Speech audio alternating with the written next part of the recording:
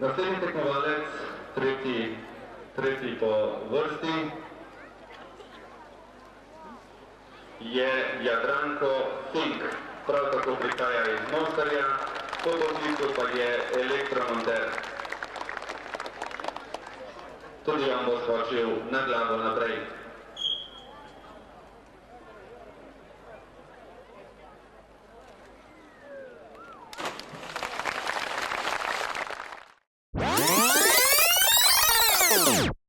One bridge, one river, and one brief moment between fear and flight. For more than 3 decades, cameras have returned to this place to record thousands of moments just like this one. On this channel, we have collected what we believe to be the largest public video archive of the bridge jumps in Kanal ob Soči. Most of these recordings were filmed by Zdenko Sirk, with the international high diving events being the main exception. Until now, most of the videos have stood on their own. A jump, a year, a face in the crowd, a splash in the Soča. We decided it was time to connect those moments into one story.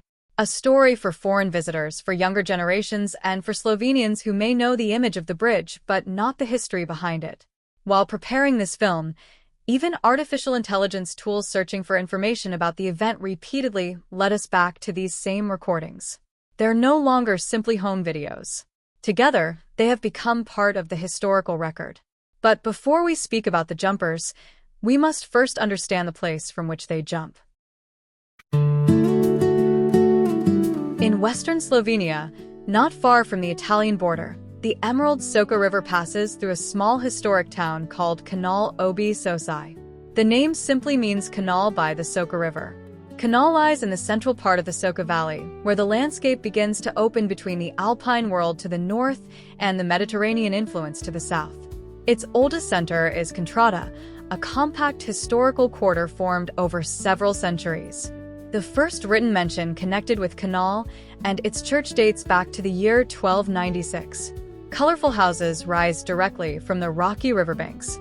Narrow streets lead towards the town square, while the bell tower looks across the river towards the most recognizable landmark of the town, the Kanal Bridge. The first bridge recorded at this location was built from wood in 1580. It was destroyed and reconstructed several times. During the First World War, it was blown up in May 1915 before being rebuilt again in 1920. Today, the stone bridge stands approximately 17 meters above the water. During most of the year, it is a road, a meeting point, and a viewpoint over the Soča. But once every summer, the bridge becomes something completely different. It becomes a platform. The rocky riverbanks become grandstands. The houses become theater balconies. And for a few hours, the entire town seems to have been built around a single moment, the moment when a jumper leaves the bridge and begins to fall.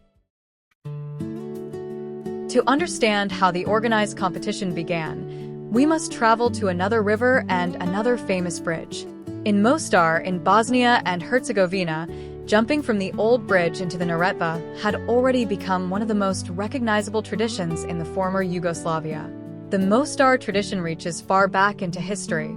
Jumping from the bridge was seen not only as a demonstration of physical skill, but also as a test of courage, maturity, and belonging to the local community. The official annual competition was established in 1968, although the practice itself is much older. In 1989, Slovenia was still one of the republics of Yugoslavia. Inspired by what had been created in Mostar, people in Kanal began imagining a similar event on the Soča. It was not simply an attempt to copy Mostar. Kanal had a different bridge, a different river, and a different landscape. But it shared the same essential ingredients: height, cold water, local pride, and a community gathered around the river. The Tourist Association from Mostar helped with the first event, and experienced jumpers from Mostar came to Kanal to demonstrate their characteristic style. With their arms extended and their knees bent, they brought a piece of the Neretva tradition to the Soča. For a moment, 2 towns and 2 rivers were connected by the same act of courage. The inspiration came from Mostar. But what followed would become unmistakably Kanalsko, something belonging to Kanal itself. Become a tradition simply because it appears on a calendar. It becomes a tradition because people return. Throughout the 1990s and the following decades, the same bridge began welcoming familiar faces. Slovenian jumpers such as Aleš Karniknik, Jernij Kliner, and Jan Vansina became closely associated with the event. Competitors from Italy, Bosnia and Herzegovina, Serbia, and other countries also returned year after year. Among the most recognizable figures was Pino Ober from Trieste. Pino participated in Kanal from 1993 until 2016. He became a six-time winner and regularly achieved some of the highest results in the Lastovka and figurative disciplines. What made his story remarkable was not only his success, but his age and attitude. He continued jumping well into his late 70s.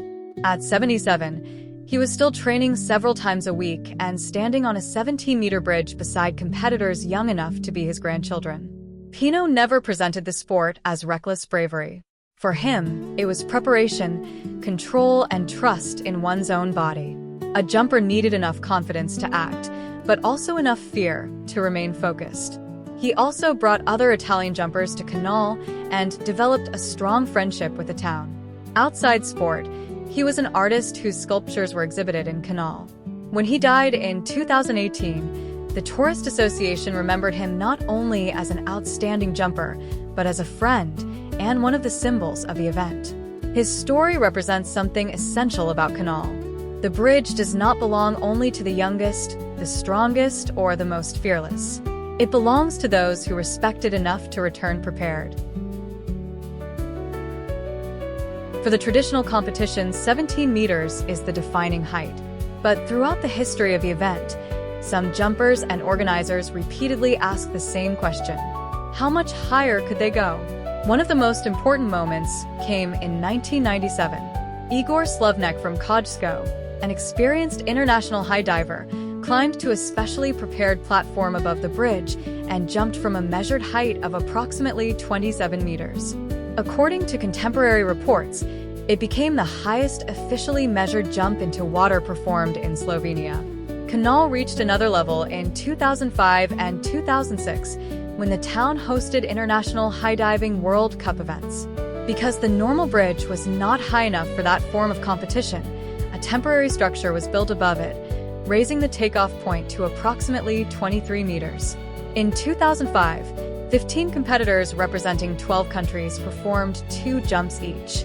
These were elite high divers, executing multiple somersaults and twists before entering the river feet first at speeds reported to exceed 100 kilometers per hour. For a small town in the Soča Valley, this was an extraordinary transformation. Kanal was no longer only hosting its traditional regional competition. For those days, it became an international arena for one of the most demanding forms of aquatic sport. The high diving events remain a special chapter in the archive, separate from the annual tradition, but proof that the bridge and the town were capable of reaching the world stage. The history of the competition is long, but it has not been uninterrupted. In 1991, the event was cancelled during Slovenia's War of Independence. In 1999, gravel had accumulated beneath the bridge and reduced the safe depth of the river. Instead of ignoring the danger, organizers lowered the takeoff point. Heavy rain prevented the competition from taking place in 2002. In 2007, changes in the depth of the Soča forced organizers to move the jumps away from the bridge and use a platform on the river's left bank. The event was cancelled again in 2020 and 2021 because of the coronavirus pandemic, before returning in 2022. These interruptions are also part of the story. The Soča is not a swimming pool or a controlled sporting facility. It is a living river. Its depth, current, temperature, and riverbed can change. Respecting the tradition also means respecting the conditions and knowing when a jump cannot safely take place. There is a fitting parallel here. The bridge itself has been destroyed and rebuilt more than once. The competition has also experienced pauses, changes, and returns. Each time it returned, it reminded the community that tradition does not mean repeating everything without question. Sometimes, tradition survives precisely because people are willing to adapt. Today, the bridge jumps are recognized as one of the most important and popular events in Kanal ob Soči. Over the years, competitors have arrived from Slovenia, Italy, Bosnia and Herzegovina, Serbia, Croatia, Germany, Denmark, France, the United Kingdom, Canada, the United States, and many other countries. Thousands of visitors can gather around the Soka to experience a competition that began with an idea borrowed from Mostar, but slowly developed its own character. Its future will depend on the same things that created it. New generations must be taught gradually and safely. The river and its environment must be respected.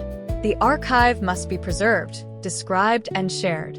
Visitors must understand that they are not watching an improvised stunt, but a carefully organized local tradition built over decades.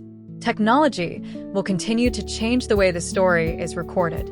There will be new cameras, drones, live streams, and artificial intelligence tools capable of searching and organizing the footage.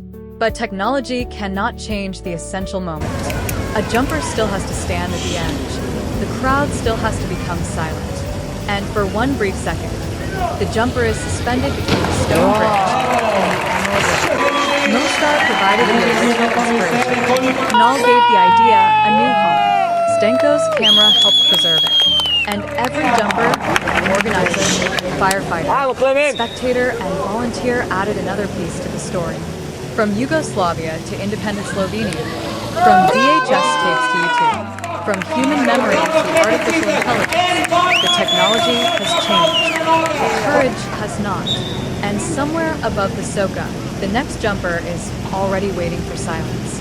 This is Kanal Soči. This is its bridge. And this is the story of those who chose to fight. Gospe in gospodje, val, zapina overja!